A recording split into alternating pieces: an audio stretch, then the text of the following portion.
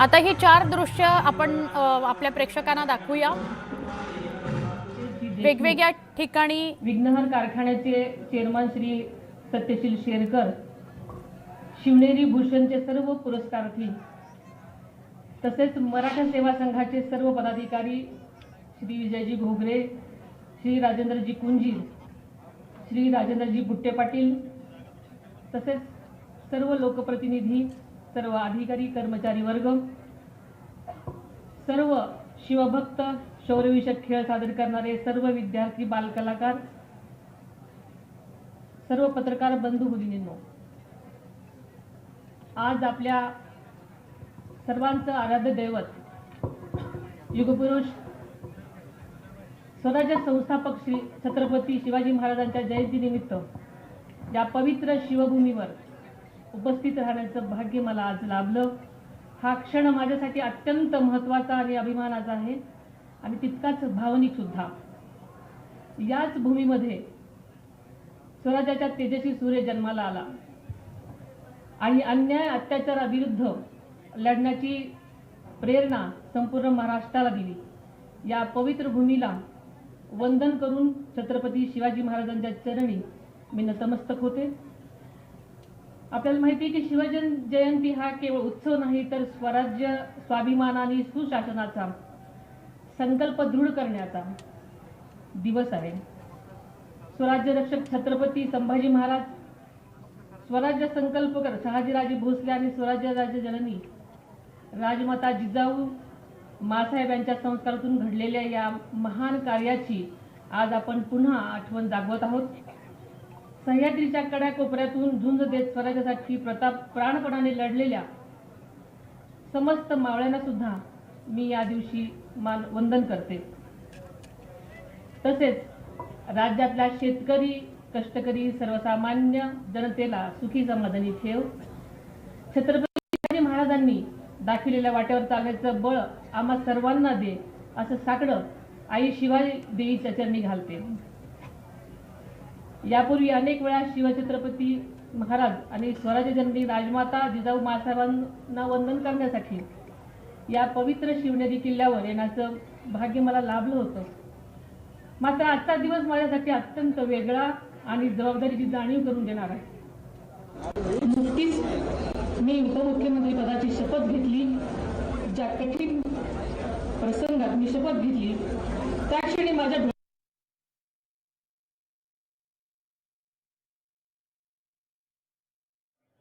शिवराय जन्म दिला नाही, तर स्वराज्याचा ध्यास दिला, संस्कार दिले आणि संकटाशी 2 हात करण्याची जिद्द दिली। तीच तुमची आमची प्रेरणा आहे, तोच आपला आधार आहे। या जन्मभूमीमध्ये ठेवलेल्या खरं तर माझ्यावर या क्षणी काटांगावर आलेला आहे। छत्रपती शिवरायांनी मावळ्यांना दिलेली स्वराज्याची शपथ आठवली। आपण सर्वजण शिवछत्रपती यांची मावळे आहोत, हीच भावना या क्षणी माझ्या मनात आहे। ज्या विचारांवरती आदरणीय दादांनी आयुष्यभर वाटचाल केली, तोच शिवशाहू फुले आंबेडकरांच्या विचारांचा वारसा मी कधीही सोडणार नाही, हा शब्द या पवित्र भूमीमध्ये शिवजयंतीच्या साक्षीनं आज मी तुम्हाला सर्वांना देते। गेल्या अनेक वर्षापासून शिवजन्म सोहळ्याचा आदरणीय दादांनी अत्यंत श्रद्धेने आणि निष्ठेनं उपस्थित राहत असत।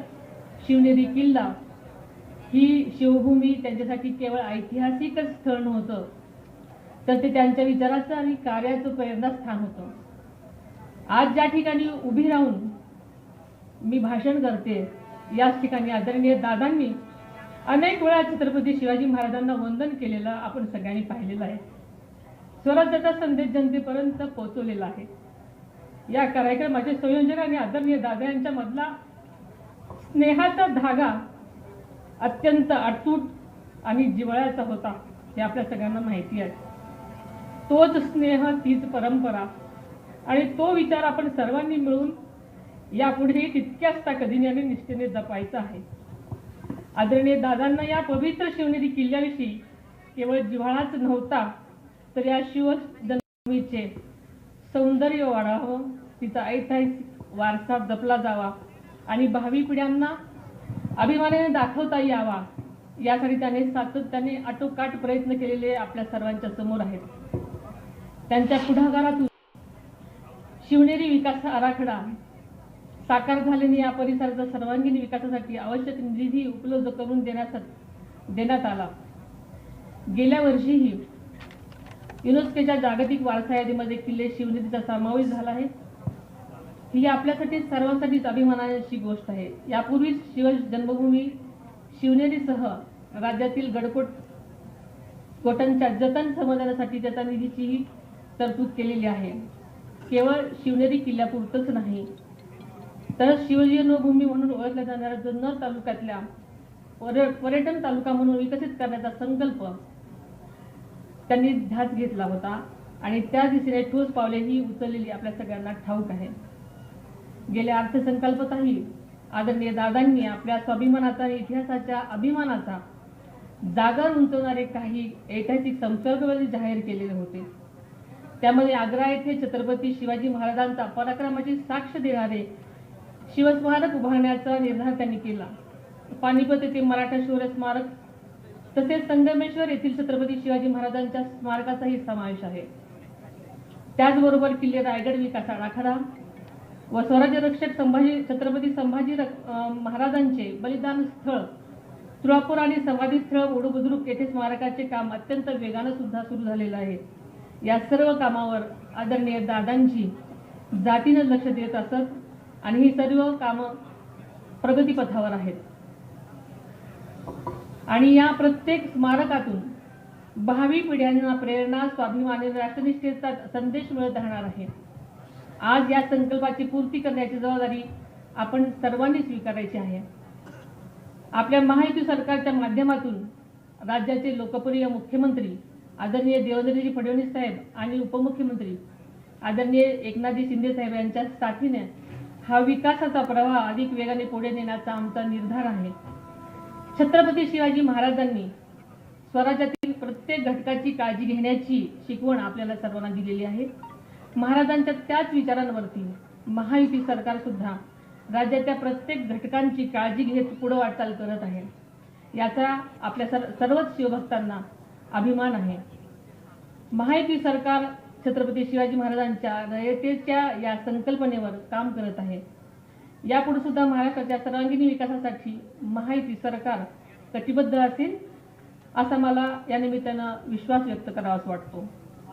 शिवछत्रपतीच्या स्वप्नातील सुजलाम न्याय आणि समृद्ध स्वराज्य घडवण्यासाठी महायुती सरकार कटिबद्ध आहे आणि त्यासाठी या कार्यासाठी आम्ही सर्व सातत्याने प्रयत्नशील राहू हा विश्वास मी आपल्या सर्वांना या शिवजन्मभूमीच्या साक्षीने व्यक्त करते.